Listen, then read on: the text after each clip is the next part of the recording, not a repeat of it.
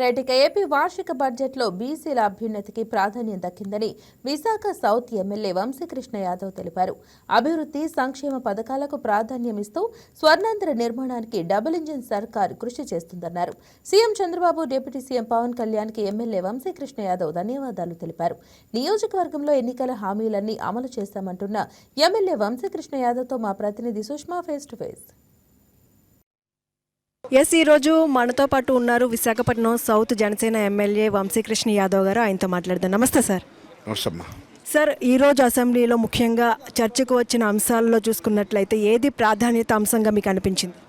ముఖ్యంగా ఈ రాష్ట్రంలో బీసీలు చాలా ఎక్కువ మంది కాబట్టి బీసీని సింహభాగాన్ని కూర్చున్నటువంటి ముఖ్యమంత్రి గారికి, డిప్యూటీ చైర్మన్కి, లోకేష్ గారికి ప్రత్యేకమైన ధన్యవాదాలు. సుమారు 52,000 కోట్లు సంథింగ్ అమౌంట్ని వాళ్ళ బీసీలకు కేటాయించి వాళ్ళ సామాజికంగా ఆర్థికంగా ఎదగడానికి దోహదపడ్డారు కాబట్టి వాళ్ళకి ప్రత్యేకంగా ధన్యవాదాలు తెలియజేస్తున్నా. ఒక ఆదరణ ద్వారా, లేకపోతే సెల్ఫ్ ఎంప్లాయ్మెంట్ స్కీమ్ ద్వారా, లేకపోతే ఎన్బీసీ ద్వారా వాళ్ళందరికీ కూడా ఆర్థికంగా సపోర్ట్ చేసి వాళ్ళు ఎదగడానికి ప్రాధాన్యత కల్పించినందుకు ప్రత్యేకంగా ధన్యవాదాలు. అలాగే ఇవాళ అందరూ అడుగుతూ ఉన్నారు, వైసీపీ ఎందుకు రావట్లేదు? వైసీపీ వస్తే వాళ్ళ స్కామ్లన్నీ బయటపెట్టి అసెంబ్లీలో కబడ్డీ ఆడుకుంటారని చెప్పి భయపడి వాళ్ళు రావట్లేదు.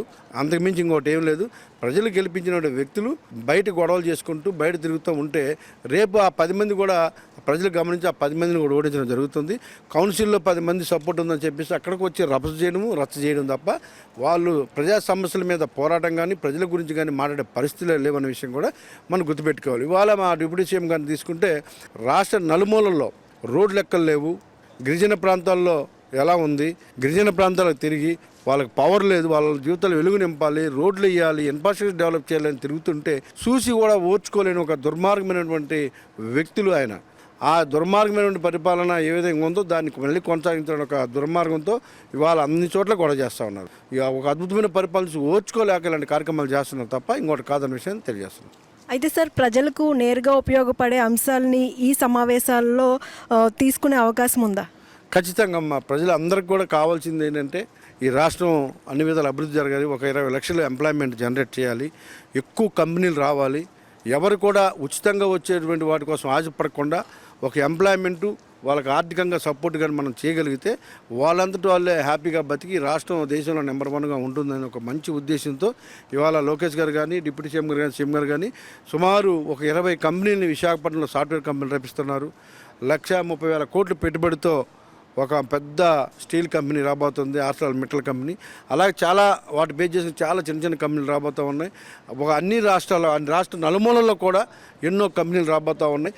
గత ప్రభుత్వంతో భయపడి చాలామంది ఇన్వెస్టర్లు రాలేదు. ఇవాళ అందరూ కూడా కూటమి ప్రభుత్వం చాలా స్వేచ్ఛగా వ్యాపారాలు చేసుకోవచ్చు, చాలా స్వేచ్ఛగా మనం హ్యాపీగా ఉండొచ్చు, ప్రశాంతమైన జీవితాన్ని గడపచ్చు, ప్రశాంతంగా వ్యాపారం చేసుకోవచ్చు అని చాలా హ్యాపీగా అందరూ ఇన్వెస్టర్లు ముందుకు వస్తున్నందుకు వాళ్ళందరూ కూడా ధన్యవాదాలు. ఎట్టి పరిస్థితుల్లో కూడా 11 కాదు కదా, ఈసారి ఒక సీటుతో పరిమితం అవుతారు. మీరేం ఆలోచించాల్సిన అవసరం లేదు.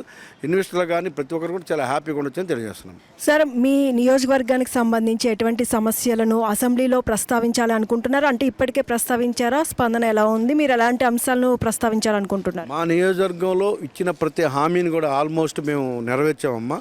ఇంకా కొన్ని పెండింగ్ ఉన్నాయి. ఆ పెండింగ్ వాటిని కూడా ఒక రానున్న 6 నెలల్లో అన్ని కంప్లీట్ చేస్తాం. మేజర్గా మా ఏరియాలో మౌలిక సదుపాయాలు, రోడ్లను అద్దాలాగా తయారు చేశాం. కొంచెం కాలుష్యం ఇష్యూ ఉంది, దానికి కూడా ఒక ఎస్ఎల్ కెనాల్ ఉంది, దానికి పని కూడా కంప్లీట్ చేసేస్తే ఎటువంటి ఇబ్బందులు లేవు. మౌలిక సదుపాయాలు కల్పించడంలో మాది ఓల్డ్ సిటీ కాబట్టి ఒక డ్రైనేజ్ వ్యవస్థ కానీ, అలాగే పొల్యూషన్ ప్రాబ్లం కానీ, అలాగే పూర్ణం మార్కెట్ని ఆధునీకరణ, అలాగే నెహ్రూ బజార్ ఆధునీకరణ అన్నిటి కూడా ఇచ్చిన ప్రతి హామీని కూడా నెరవేరుస్తానని చెప్పాను, నెరవేర్చాం. దాన్ని త్వరలో అన్ని కార్యరూపంలో తీర్చి ఓట్లు కూడా అప్పుడు అడుగుతారని చెప్పాను. అదే మాట మీద కూడా నిలబడతాం. ఒక అద్భుతంగా మా మోడల్ కాన్స్టిట్యున్సీగా మేము మా నియోజకవర్గాన్ని తయారు చేస్తున్నాం. ఒకసారి అటు వచ్చి చూస్తే గత ప్రభుత్వం నిర్లక్ష్యం చేసినటువంటి పరిస్థితులు కానీ ఇవాళ కూటమి ప్రభుత్వం వచ్చిన తర్వాత అక్కడ ఎలా ఉందో కూడా మనం ఒకసారి చూస్తే ప్రజలకు అర్థమవుతుంది, చూసిన వాళ్ళకి కూడా అర్థమవుతుంది. సార్, మీ పార్టీ భవిష్యత్ వ్యూహం అసెంబ్లీ లోపల కానీ బయట కానీ ఎలా ఉండబోతుంది? పార్టీ మీద పూర్తిగా మా అధ్యక్షులు పవన్ కళ్యాణ్ గారు పెట్టడం జరిగింది. ఎవరికి ఊహించిన విధంగా కూడా కమిటీలు వేస్తూ ఉన్నాం.